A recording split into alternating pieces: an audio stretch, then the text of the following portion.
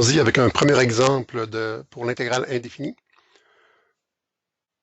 Un exemple assez simple où, pour la seule fois, on va utiliser de façon explicite les propriétés de l'intégrale qu'on avait vues antérieurement. Donc, si je demande l'intégrale de x3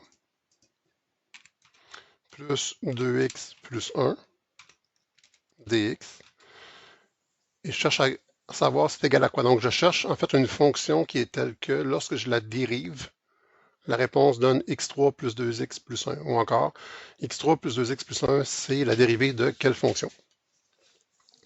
Si on se rappelle de nos propriétés, on disait que l'intégrale d'une somme est la somme des intégrales. Donc, je vais pouvoir distribuer le symbole d'intégrale sur chacun des termes.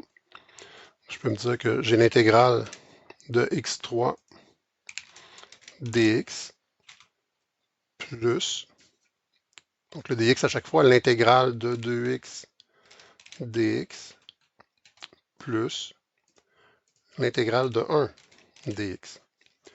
Mais il y avait aussi une autre propriété de l'intégrale qui nous permettait de prendre les constantes multiplicatives puis les mettre devant l'intégrale. Donc, plutôt que de dire l'intégrale de 2x dx, on va dire 2 fois l'intégrale de x dx. Donc, on a séparé en petits morceaux. On peut utiliser nos propriétés. L'intégrale de 1, on l'a vu. L'intégrale de x et de x3. X est comme x à la 1. x3, j'ai un exposant 3. Donc, c'est l'intégrale de x à la n qu'on avait vu précédemment dans les formules de base. Si j'applique mon résultat, ben, c'est quoi l'intégrale de x3 dx? Je prends x3, j'augmente son exposant de 1, ça devient 4. Je divise par le nouvel exposant qui est 4.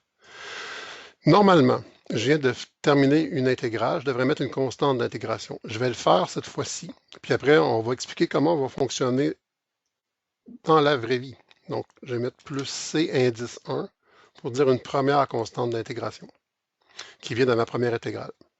Plus 2 fois l'intégrale de x. Donc, x est comme x à la 1. Donc, si je prends ma formule de l'intégrale d'une puissance, j'augmente l'exposant de 1. 1 plus 1 devient 2. Je divise par le nouvel exposant qui est 2. Et je peux ajouter une deuxième constante d'intégration. Donc, c indice 2. Plus l'intégrale de 1, on l'avait vu, c'est x. Oups, ici, j'ai déjà mon intégrale. Donc, l'intégrale de 1, c'est x. J'ai terminé une intégrale. J'ajoute une troisième constante d'intégration, plus c indice 3. Or, qu'est-ce qui se passe ici? Une constante, plus, donc une première constante, plus une deuxième constante, plus une troisième constante, ben, ça donne seulement une constante. Une constante plus une constante plus une constante, ça donne une constante. Donc, ce qu'on pourrait faire, c'est dire on a x4 sur 4, plus. Ici, les deux vont se simplifier. Le 2 qui est ici va se simplifier avec le 2 qui est ici. Il va me rester x2.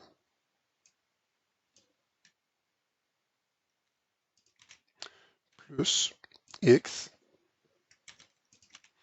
Plus, on le dit encore, une constante plus une constante plus une constante, ça donne une constante, plus c.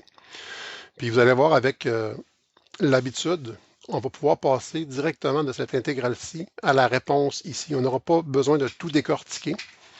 Et surtout, on n'écrira plus le plus C1, plus C2, plus C3. Ça, ici, on ne le fera jamais. Plus C1, plus C2, plus C3. On va écrire la réponse de base de X3, la réponse de base de la deuxième intégrale, la réponse de base de la troisième intégrale. Puis à la fin, on ajoute plus une constante. Parce qu'on sait qu'à chaque fois, ça va être une somme de constantes qui va donner une constante. Donc juste pour voir un peu comment on fonctionnerait là, normalement, on dirait ben, l'intégrale de x3, j'ai x4 sur 4, plus l'intégrale de 2x, soit que je me rappelle que x2 a comme dérivée de x, ou je le fais dans ma tête en disant 2, x2 sur 2, les deux vont s'éliminer, il me reste x2. L'intégrale de 1, c'est x, plus c. Donc au début, si vous avez la difficulté, vous pouvez décortiquer en plusieurs intégrales, mais ne faites plus C1, C2, C3, mettez un plus c à la fin de votre dernière intégrale.